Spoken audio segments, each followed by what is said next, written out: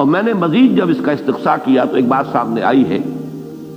کہ اجرام سماویہ کے بارے میں آسمان کے بارے میں تو بہت سے مقامات پر آپ کو ملے گا کہ اس کی کھال کھینچ لی جائے گی، وردتن کا دہان ہو جائے گا، آسمان پھٹ جائے گا، لیکن باقی یہ کہ اور اجرام سماویہ کے بارے میں قیامت کے روز کیا ہوگا، وہ جو زلزلہ ہے، وہ جو ایک ہلچل ہوگی اس کائنات کے اندر، اس کا تذکرہ کم ہے۔ زمین کے اندر جو کچھ ہونے والا ہے اس کا تذکرہ قرآن مجید میں بہت تفصیل کے ساتھ آیا ہے، اور ان میں بھی میرے نزدیک سب سے زیادہ جبال، پہاڑوں کے بارے میں آج میں نے جب دیکھا تو 11 مقامات پر قرآن مجید میں یہ صراحت کی گئی ہے کہ یہ پہاڑ ریزہ ریزہ ہو جائیں گے، ریت بن جائیں گے، پھسلتی ہوئی ریت، یہ ایسے چلیں گے جیسے کہ دھنکی ہوئی روئی ہو یا اون ہو، جیسے کہ بادل چلتے ہیں۔ اب یہ ظاہر بات ہے کہ یہ بادلوں کا تصور آج جتنا ہمیں ہے، وہ جس وقت یہ آیات نازل ہوئی تھی عام آدمی تصور نہیں کر سکتا تھا کہ بادل کی کیفیت کیا ہوتی ہے۔ نیچے سے تو بادل جو ہے سالڈ نظر آتا ہے، لیکن یہ کہ آج ہمیں معلوم ہے جب جہاز جب چیرتا ہے بادلوں کو اوپر چڑھتے ہوئے یا اترتے ہوئے تو اس کی کیفیت محسوس ہوتی ہے کہ یہ دھنکی ہوئی روئی کے مانند ہے یا دھنکی ہوئی اون کے مانند ہے۔ تو پہاڑوں کے بارے میں قیامت میں جو کچھ ان کا معاملہ ہونے والا ہے یہ بہت تفصیل سے آیا ہے۔ میں ذرا تیزی کے ساتھ آپ کو وہ مقامات جو ہے وہ گنوا دیتا ہوں۔ سورۃ المرسلات جو ابھی زیادہ دیر نہیں ہوئی کہ ہم نے پڑھی تھی، اس میں فرمایا وَإِذَا الْجِبَالُ نُصِفَتْ، جبکہ یہ پہاڑ جو ہے یہ ریزہ ریزہ کر دیے جائیں گے۔ سورۃ النبأ میں آ چکا ہے وَسُيِّرَتِ الْجِبَالُ فَكَانَتْ سَرَابًا، یہ پہاڑ چلائے جائیں گے اور یہ ریت بن جائیں گے، اور ریت چمکتی ہوئی ریت، جیسے کہ کہیں صحرا کے اندر ریت چمکتی ہے تو سراب محسوس ہوتا ہے کہ جیسے پانی ہے، یہ پہاڑ بھی اس شکل کے ہو جائیں گے۔ سورۃ الکہف میں فرمایا وَيَوْمَ نُسَيِّرُ الْجِبَالَ، جس دن کہ ہم پہاڑوں کو چلائیں گے۔ سورہ طٰہٰ میں فرمایا وَيَسْأَلُونَكَ عَنِ الْجِبَالِ، یہ پوچھتے ہیں آپ سے پہاڑوں کے بارے میں، فَقُلْ يَنْسِفُهَا رَبِّي نَسْفًا، کہہ دیجئے یہ پہاڑ تمہیں کو بڑی شے نظر آ رہے ہوں گے لیکن میرا رب تو ان کو ریزہ ریزہ کر دے گا۔ سورۃ النمل میں فرمایا وَتَرَى الْجِبَالَ تَحْسَبُهَا جَامِدَةً وَهِيَ تَمُرُّ مَرَّ السَّحَابِ،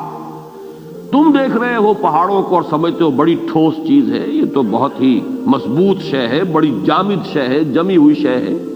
اس کے کہیں جنبش کھانے کا کیا سوال، لیکن قیامت کے روز دیکھو گے کہ یہ جیسے بادل چلتے ہیں ایسے یہ پہاڑ چل رہے ہوں گے۔ سورۃ الطور میں فرمایا یوم تمور السماء مورا وتسیر الجبال سیرا، جس روز زمین کانپے گی، لرزے گی، یہ زلزلۃ الساعہ جو ہے، زمین کا کانپنا اور زمین پر ایک زلزلہ آنا، یہ تو بہت مرتبہ آیا ہے۔ وتسیر الجبال سیرا، اور چلیں گے یہ پہاڑ جیسے کہ چلتے ہیں، ایسے ہی نہیں، یعنی یہ کہ یہ کوئی محاورہ یا استعارہ نہیں ہے، بالفعل جیسے کہ چلا جاتا ہے، یہ مفعول مطلق ہے۔ اسی طرح سورۃ الواقعہ میں فرمایا اذا رجت الارض رجا وبست الجبال بسا، سورہ حاقہ میں فرمایا وحملت الارض والجبال فدکتا دکتا واحدہ، یہ زمین پہاڑوں سمیت اٹھائی جائے گی اور پھر پٹخ دی جائے گی جیسے کہ پٹخا جاتا ہے ایک ہی بار، اور گویا کہ اس طرح اس سے وہ چپٹی ہو جائے گی۔ اس کی لمبائی، یہ جو گولائی کہہ لیجئے اس وقت ہمارے علم میں ہے، کوئی اس کے اندر جیسے سورہ طٰہٰ میں آیا ہے لا تری فیہا عوجا ولا امتا، نہ کوئی اونچان اور نیچان نظر آئے گی اور نہ کوئی موڑ، کہیں بھی کوئی کجی نہیں ہوگی۔ سورۃ المزمل میں آیا ہے یوم ترجف الارض والجبال وکانت الجبال کثیبا مہیلا، یہ پہاڑ ایسے ہو جائیں گے جیسے پھسلتی ہوئی ریت۔ سورۃ المعارج میں آیا ہے یوم یکون السماء کالمہل وتکون الجبال کالعہن، یہ پہاڑ ایسے ہو جائیں گے جیسے کہ دھنکی ہوئی اون، اور یہی پھر سورۃ القاریہ میں آگے چل کر آ جائے گا وتکون الجبال کالعہن المنفوش،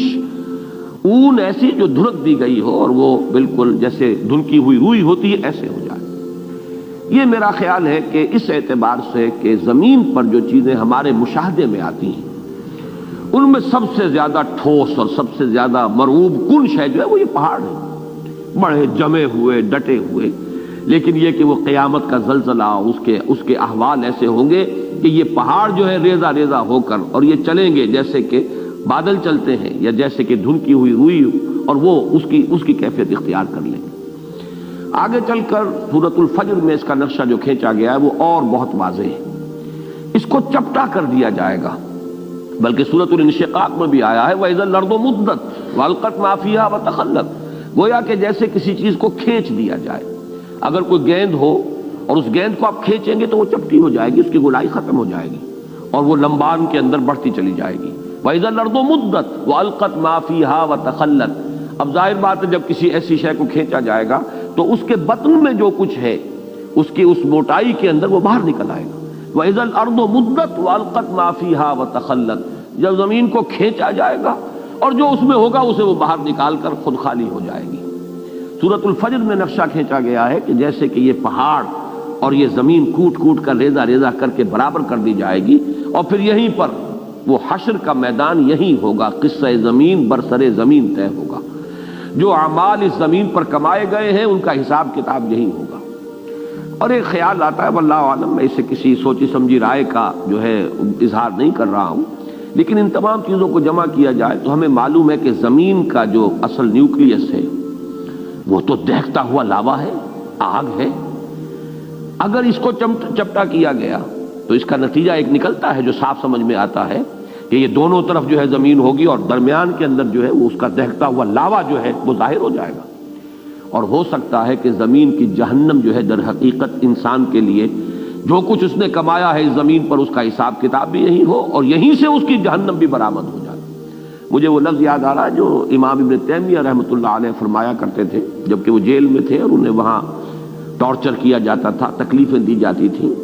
تو ایک جملہ ان کا آتا ہے کہ ان جنتی معی، میری جنت میرے ساتھ ہے، میرے دل میں جو اطمینان ہے اس کو تم ڈسٹرب نہیں کر سکتے، مجھے مار لو ستا لو جو کچھ کر سکتے ہو، جسم کے ساتھ کر سکتے ہو جو کچھ کر سکتے ہو، میرے دل اور میری روح جو ہے وہ تمہاری دسترس سے باہر ہے، اس کے ساتھ تم کچھ نہیں کر سکتے۔ میری جنت تو میرا وہ سکون ہے جو میرے اندر ہے، سکون قلب۔ یا ایتھا النفس المطمئنہ، اے نفس مطمئنہ، اے وہ جان جو پورے اطمینان اور سکون کے ساتھ دنیا میں اپنے پروردگار کے ساتھ لو لگا کر زندگی گزار کر آئی ہے، اور اس نے بدلتے ہوئے حالات سے زیادہ تاثر قبول نہیں کیا ہے، کچھ آ گیا صبر کیا ہے، کچھ تکلیف آ گئی صبر کیا ہے، بڑے اطمینان کے ساتھ صبر و ثبات کا مظاہرہ کیا ہے، کچھ اللہ کی طرف سے آسانی اور کشادگی آ گئی، اللہ کا شکر ادا کیا، دونوں حالتوں میں یکساں۔ یہ کیفیت جو ہے یا ایتھا النفس المطمئنہ، تو اس نفس مطمئنہ کی جنت تو اس کے اندر موجود ہے، وہ اطمینان، وہ قلب، وہ سرور، وہ کیفیت جو حاصل ہوتی ہے اللہ کے ساتھ انس اور محبت، یہ ہے اصل جنت کے جو انسان کے اندر ہے۔